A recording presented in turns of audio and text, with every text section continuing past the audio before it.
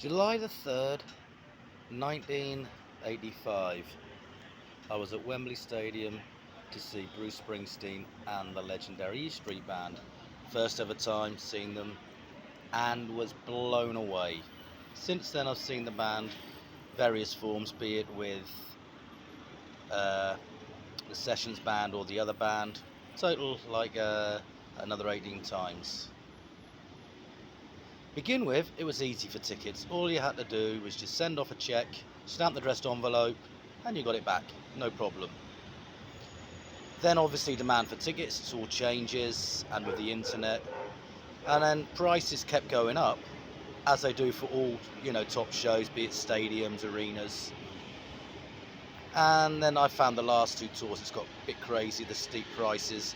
But looking at the prices for the new tour, when I look online what's happening in America, where you get a verification code to try to say you are actually a fan of Springsteen, the E Street Band.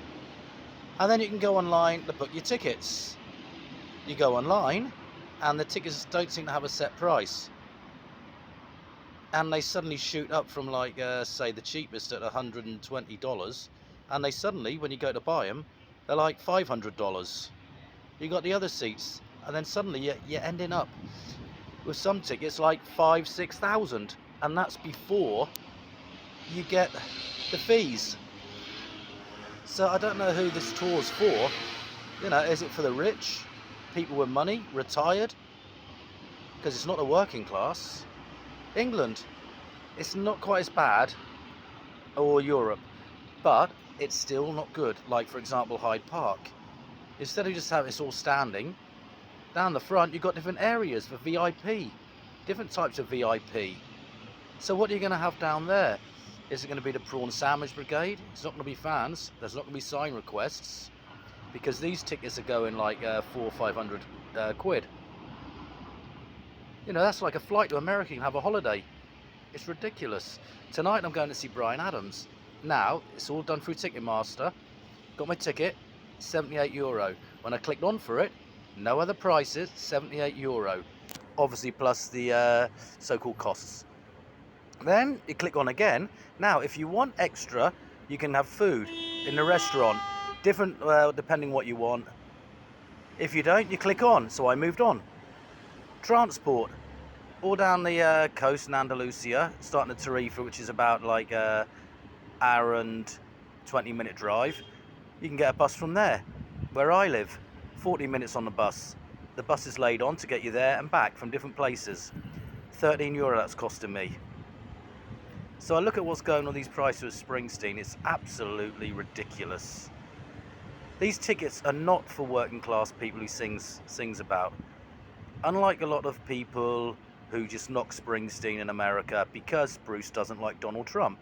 So they slag him off and say, oh, he spends all concert talking politics, which is absolute garbage. You go to the concerts, you know it's not true, because he's playing 3.5 hours. He's playing about 30 songs. And every time I've been, there's been hardly any talk of politics, except basically, I think, just for one song on the Sessions tour, when he was mentioned about George Bush not going to New Orleans. So these people just slag him off because they want to. I'll never slag Springsteen off. He's given me some of the best moments of my life of concerts, the friends I've made, be it in England, holidays through his music in New Jersey. But these ticket prices are totally wrong. It's disgusting. And the fact that he doesn't even comment on it shows contempt for the hard-working fans. Fans who on previous tours, some of them would be queuing up for 3 days to get tickets to go in the pit, to go in down the front, queuing up in the rain, etc. And also the E Street Band, they don't comment. They should. It's all about, we take care of our own. Well, the fans do. One of my friends in America, he's got a site on Facebook which is all about those who get spare tickets, those who can't afford them at the time. They can get hold of tickets then or can't get them at face value. So something needs to be done. Bruce needs to speak, at least comment and give his feelings. It's like he's ignoring the fans. He doesn't care. which is crazy. Someone who's done so much good over the years. You go back to the 80s when I saw him. He was donating a lot of money to the miners on strike because of Thatcher closing the pits. So much like the last tours, food bank collections, etc. And now with this, it's like, oh, they can afford it. Everyone's got money like me. And that seems to be the attitude. And all it takes is a few words to come and do something, or do what Crowded House have done. They've gone on, put a statement on Twitter that they didn't agree with Ticketmaster doing the same thing, and stopped it.